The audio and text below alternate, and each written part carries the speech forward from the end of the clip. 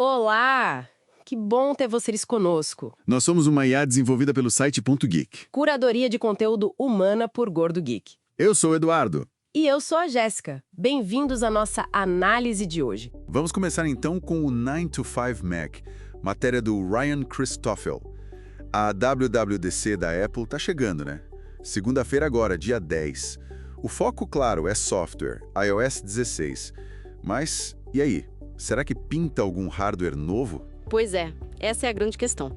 Software a gente já espera, mas sabe, sempre tem aqueles rumores de hardware. Falam de 3 coisas, principalmente.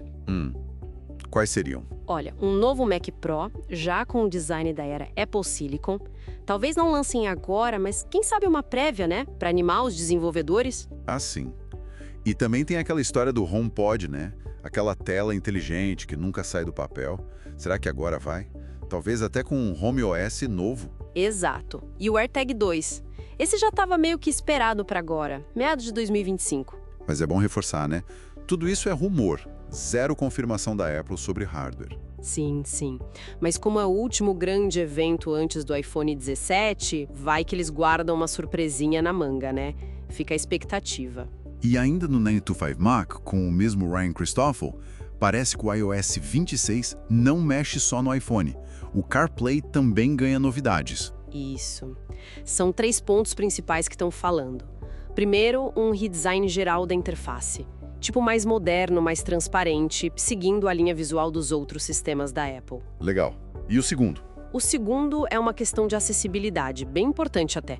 Uma opção para ter texto maior na tela do carro. Facilita muito para ler rápido enquanto dirige. Ah, bacana isso. E o terceiro? O terceiro é uma atualização no reconhecimento de som. Hoje ele já detecta sirene, buzina. Sim. A novidade seria ele poder detectar choro de bebê vindo do banco de trás.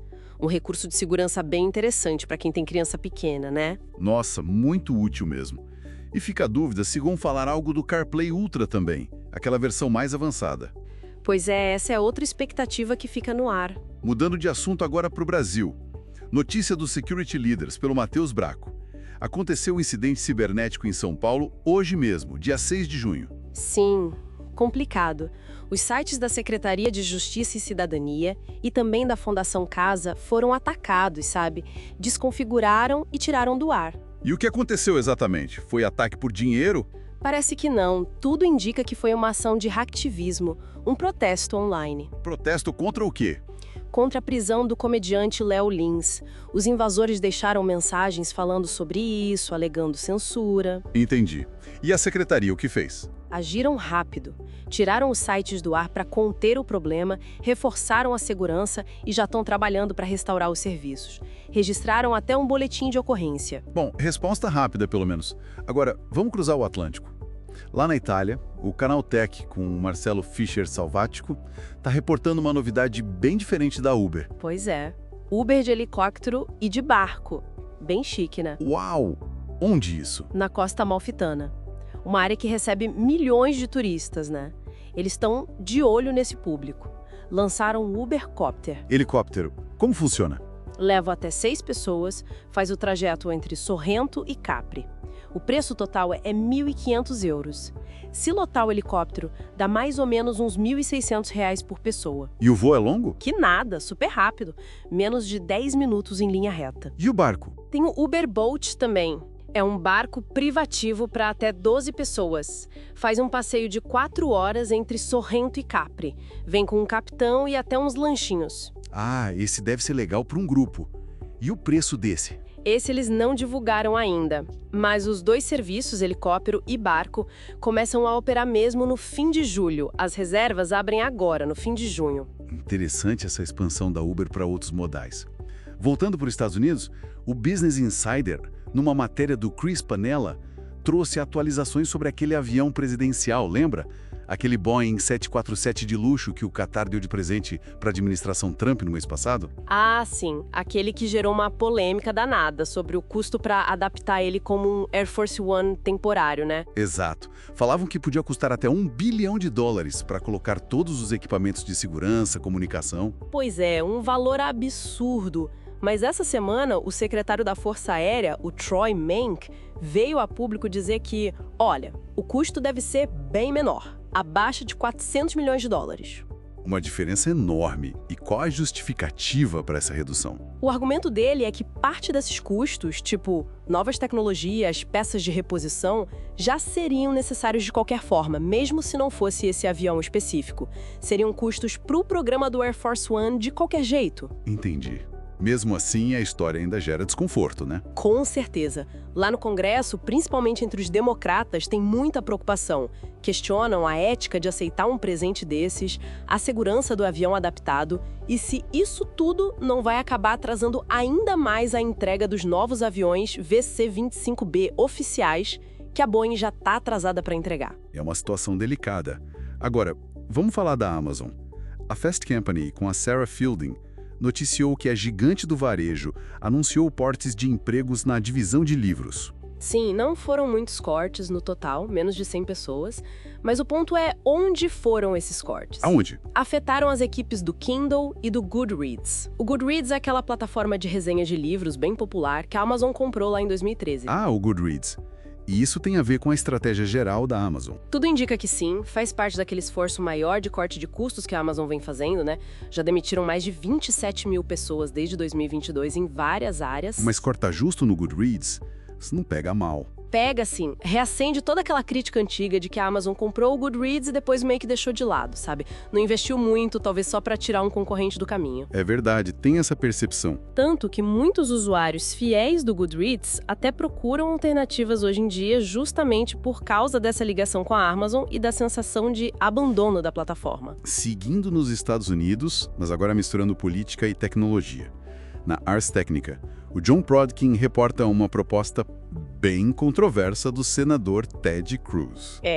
Bota controvérsia nisso. Ele propôs uma medida dentro do orçamento que é, no mínimo, ousada. E o que ele quer fazer? Ele quer simplesmente proibir os estados de regularem inteligência artificial pelos próximos 10 anos. Proibir? Mas como?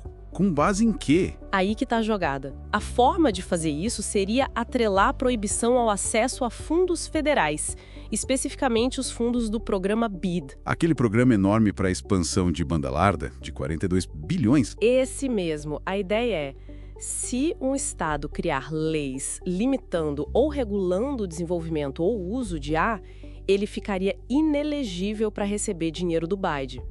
Caramba. É uma forma de forçar a mão dos estados, então. Quer dinheiro para a internet, não mexa com IA. Exatamente. E, claro, isso gerou críticas. Grupos como o Public Citizen já se manifestaram chamando a medida de antidemocrática e cruel. Imagino. E isso acontece no momento em que a própria administração Trump já está mexendo nas regras do Biden, né? Sim, estão revendo as regras, tirando aquela preferência que existia por fibra ótica e também as exigências de planos de baixo custo para os usuários. Isso acaba beneficiando mais as empresas de cabo e de satélite, como a Starlink do Elon Musk. É um cenário complexo aí de tecnologia, política e muito dinheiro envolvido. Voltando para o Brasil, o Canaltech, numa matéria do Renato Moura Júnior, traz uma notícia interessante de Salvador, na Bahia. Sim, uma iniciativa bem legal de infraestrutura urbana e tecnologia. Salvador vai ser a primeira capital do Brasil a usar a iluminação pública para esconder antenas 5G. Esconder como? Dentro do poste? Basicamente isso. Eles vão instalar 400 luminárias inteligentes, são fabricadas por uma empresa israelense, a Juganu, e essas luminárias já vêm com tudo integrado. A própria iluminação LED, conectividade 5G, câmeras de segurança e até o Wi-Fi público. Nossa, bem completo. E o investimento para isso? O investimento é de 30 milhões de reais e vai vir da própria taxa de iluminação pública, a CIP, que a gente paga na conta de luz. E qual a vantagem disso para as operadoras e para a cidade? Para a operadora é ótimo, porque o 5G, principalmente nas frequências mais altas, tem um alcance menor. Precisa de muito mais antenas espalhadas pela cidade. Usar os postes resolve o problema de onde instalar e disfarça a antena, né? Melhora o visual urbano. Verdade. E para a prefeitura? Para a prefeitura, além da melhoria na iluminação e segurança com as câmeras, ainda pode gerar receita. Eles podem fazer parcerias com as operadoras para usar essa infraestrutura. É um projeto bem interessante. Bacana mesmo. Vamos ver se outras cidades seguem o exemplo. Agora uma notícia rápida do mundo da tecnologia. direto da Tesla. O TechCrunch, com o Sean O'Kane, informa uma saída importante lá. O chefe do programa do robô humanoide Optimus, o Milan Kovac, tá deixando a empresa. Sério? Ele era importante nesse projeto. Sim, ele estava na Tesla há quase 10 anos e liderava especificamente o projeto Optimus desde 2022. É uma figura-chave que está saindo. E isso logo agora que o Elon Musk está prometendo colocar milhares desses robôs para trabalhar nas fábricas ainda este ano, né? Exatamente. O timing é curioso. A saída dele acontece nesse momento de grande expectativa e promessa sobre o Optimus. E já se sabe quem vai assumir o lugar dele? Sim, quem assume a liderança do projeto agora é o Ashok Elluswamy, que já é o vice-presidente de software de inteligência artificial da Tesla. Ele já cuida da parte de software do Autopilot, então tem experiência na área. Entendi. Vamos ver como isso afeta o desenvolvimento do Optimus. E para a gente fechar, mais uma do TechCrunch, agora com a Connie Loysus. Uma notícia que traz um certo otimismo para São Francisco, lá nos Estados Unidos. Sim, uma luz no fim do túnel para o mercado de escritórios da cidade, que anda bem mal das pernas desde a pandemia, né? Pois é, a taxa de vacância está altíssima. E o que está ajudando a reverter isso? As startups de inteligência artificial. Parece que elas estão puxando a recuperação, especialmente numa área chamada Northern Waterfront. Ah, é? Tem números sobre isso? Tem sim. Recentemente, 5 empresas de IA, a maioria delas ligada àquela aceleradora famosa, Y Combinator, alugaram juntas quase 2.200 metros quadrados por lá. E no ano passado inteiro, as empresas de IA alugaram na cidade toda cerca de 150 mil metros quadrados de escritórios. É um volume considerável. Nossa, bastante coisa. E qual a projeção para frente? A consultoria imobiliária CBR fez uma projeção bem otimista. Eles estimam que nos próximos 5 anos, essas startups de IA ocupem quase 2 milhões de metros quadrados em São Francisco. 2 milhões? Isso teria um impacto grande na vacância, imagino. Exato. Poderia reduzir a taxa de vacância atual da cidade, que está beirando os 36%, talvez pela metade, além, claro, de gerar milhares de empregos. É um sinal de vida importante para o centro de São Francisco, que sofreu muito com o trabalho remoto. Realmente, uma notícia animadora para a cidade. Mostra a força desse setor de IA.